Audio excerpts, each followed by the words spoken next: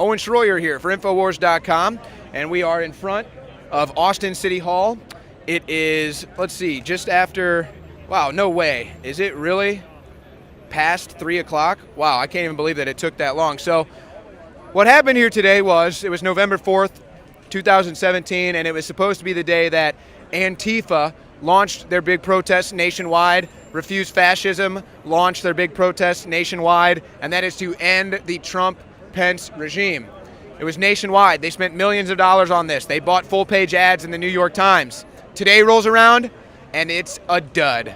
Here in Austin, you had about 30 Trump protesters. You had about 50 police officers protecting them, and then you had about 200 or more Trump supporters out here waving flags, American flags, Gadsden flags, talking to one another, having a good time, singing the national anthem, chanting USA in the streets, and it really turned into a Trump event, honestly, more than anything out here.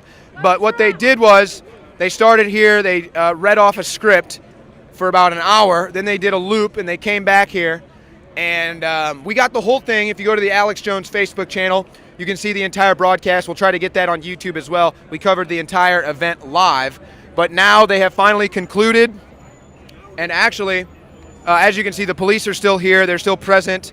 I guess they're not letting anyone in City Hall right now because that's where the protesters are. It actually looks like they're about to disperse right now. So I also heard that the other end the Trump-Pence regime protests that happened today failed. So I've heard that nationwide they expected big numbers as the beginning of the end of the Trump-Pence regime, and it turns out that that wasn't the case. Here's another Infowars fan out here. So I got to say this too before I sign off. As usual, we run into Infowars fans, we run into Trump supporters, nicest people. I mean, the nicest people want to shake your hand, want to give you a hug, want to say hello, want to tell you how much they love you. And then you run into the Trump haters, the protesters. They want to spit at you. They want to flick you off. They want to curse at you. They want to insult your mother. So just on that alone, I hope that neutral people that watch these videos, that see these reports, can decide based on the type of people that have aligned themselves with the Trump movement and the anti-Trump movement, which side you really want to be on.